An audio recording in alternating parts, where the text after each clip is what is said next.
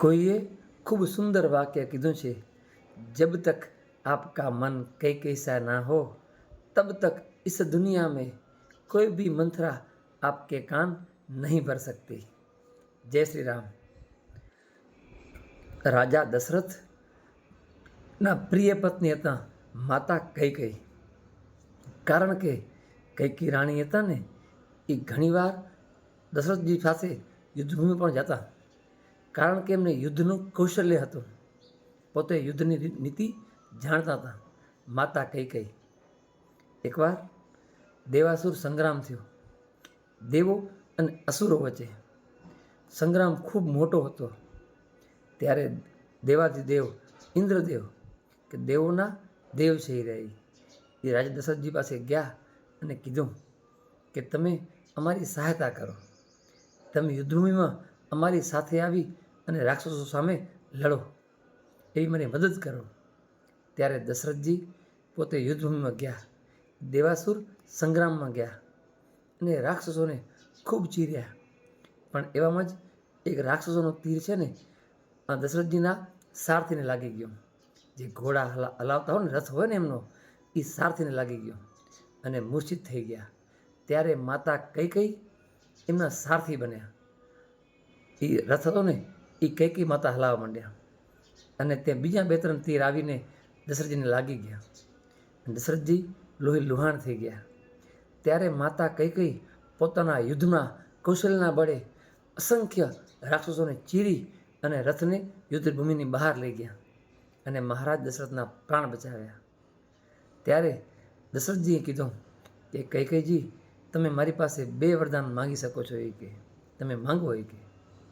ત્યારે માતા કૈકેયીએ કીધું કે ના સ્વામી, કે મારે વર નથી માંગવા એ કે, કારણ કે તમારો પ્રાણ બચાવવો એ મારી ફરજ છે એ કે, કારણ કે તમે મારા પતિ છો એ કે. છતાં પણ દશરથજીએ આગ્રહ કરીને કીધું કે ના, તમે 2 વરદાન મારી પાસે માંગી શકો છો એ કે. ત્યારે માતા કૈકેયીએ કીધું કે મને અત્યારે નથી જોતો, જરૂર લાગશે ત્યારે માંગીશ કે. એમ કે થઈ ગયું. યુદ્ધભૂમિ બહાર આવી ગયા. જ્યારે બીજી બાજુ હવે આપણે એ બાજુ આવીએ છીએ કે જ્યારે પ્રભુ શ્રી રામનો ગાદી ઉપર રાજ્યાભિષેક થવાનો હતો. એમને રાજા ઘોષિત કરી નાખ્યા હતા, કારણ કે દશરથજીના સૌથી મોટા પુત્ર પ્રભુ શ્રી રામ, એમનો રાજ્યાભિષેક થવાનો હતો. ત્યારે સૌ કોઈ અયોધ્યાવાસી ખુશ હતા, એકદમ આનંદ મગ્ન હતા. ક્યાંક ઢોલ નગારા વાગતા હતા, ક્યાંક નાચ ગાના હતા, ક્યાંક પ્રભુ શ્રી રામનો જય જયકાર થઈ રહ્યો હતો અને આખું અયોધ્યા ઝૂમી રહ્યું હતું. અને માતા કૈકેયી પણ ખૂબ આનંદિત હતા, એ પણ ખૂબ ઉત્સાહમાં હતા, કારણ કે પ્રભુ શ્રી રામ એમને પણ બહુ વાલા હતા. અને કૈકેયી માતાને પ્રભુ શ્રી રામ એટલી બધી વાલા હતા કે પોતે ભરતથી પણ એમને વાલ વધારે કરતા પ્રભુ શ્રી રામને. ત્યારે જ એમના રૂમમાં મંથરા આવી અને મંથરા આવીને ત્યારે કૈકેયીને કીધું કે તમે રાજ્ય માતા છો ને, હવે કે રાજ્યાભિષેક રામનો થઈ રહ્યો છે એ કે, તો રાજમાતા કૌશલ્યા માતા બનશે એ કે, કૌશલ્યાજી બનશે એ કે. તમે તો કે મારી જેમ દાસી જેમ જ જીવન જીવશો તમારું એ કે. તમારું જીવન મને અંધકારમય લાગે છે એ કે, કારણ કે તમારામાં ને મારામાં કાંઈ ફરક નહીં રહે કે, કારણ કે રાજ્યાભિષેક રામનો થઈ રહ્યો છે, ત્યારે રાજમાતા કૌશલ્યા બનશે એ કે. આવી રીતના બસ મંથરા કાન કૈકેયીના ભરતી ગઈ. કેટલું કીધું. ત્યારે કૈકેયીએ કીધું કે તે મને આ તો કીધું એ કે, પણ આનો ઉપાય શું એ કે, આનો હવે ઉપાય બતાવી કે આમાંથી કઈ રીતે કરી શકાય એ કે. ત્યારે મંથરાએ કીધું, તમે યાદ કરો એ યુદ્ધના દિવસે તમને રાજા દશરથે તમે દશરથના પ્રાણ બચાવ્યા હતા, ત્યારે તમે દશરથજીએ તમને 2 વર માંગવાનું કીધું હતું એ કે, 2 વરદાન તમે આજે માંગી લો એ કે.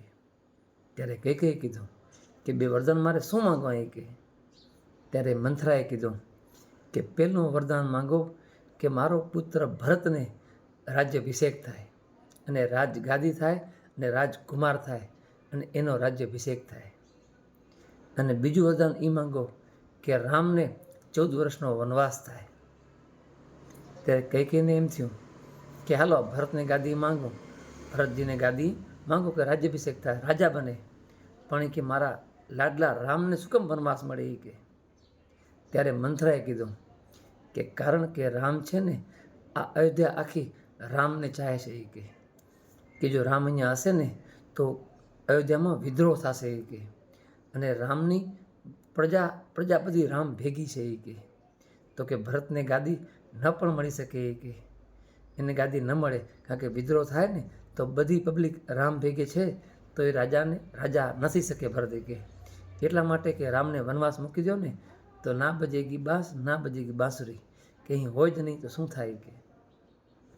ત્યારે કૈકેયીએ રાજા દશરથજીને પાસે જઈને આ 2 વરદાન માંગ્યા કે પહેલું કે ભરતને ગાદી મળે, ભરત રાજા બની જાય, અને બીજું કે રામ વનવાસ જાય. અને રાજા દશરથ છે ને ખૂબ ચિંતામાં થઈ ગયા, ચિંતામાં પડી ગયા, પણ કરવું શું, કારણ કે વચન દઈને બેઠા હતા તો વચન તો પાળવું જ પડે. ખૂબ ચિંતામાં થયા પણ વચન એમને પાળ્યું. ત્યારે આ બાજુ રામને વનવાસ થયો અને ભરતને ગાદી મળવાનું હતું, પણ ભરતજીએ પોતાના ભાઈના પગરખાં હોય ને એ લઈ અને પોતે રાજ્ય ગાદી ઉપર રાખ્યા, અને પોતે રાજ્યની બહાર એક સાધારણ કુટીરમાં આખો 14 વર્ષ એમને ત્યાં વિતાવ્યા. બસ કે રામ જ રાજા છે, હું તો એમનો બસ નાનો ભાઈ છું, કે આ સંભાળે બધું રામ જ સંભાળે છે.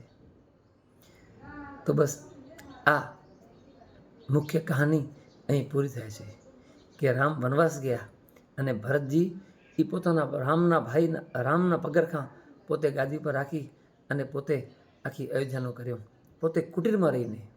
તો આ બધું શેના કારણે રામાયણ થઈ કે એક મંથરા કૈકેયીના કાન ભરતી ગઈ, મન કૈકેયી જેવું થઈ ગયું ને, અને એક મંથરા આવીને એના કાન ભરતી ગઈ. આપણે એક એ શીખ લઈએ કે આપણી બાજુ પણ ઘણી બધી મંથરાઓ છે. આપણે ઘણીવાર આપણા પરિવારમાંથી કોઈકને કોઈકનું કાન ભરતા હોય.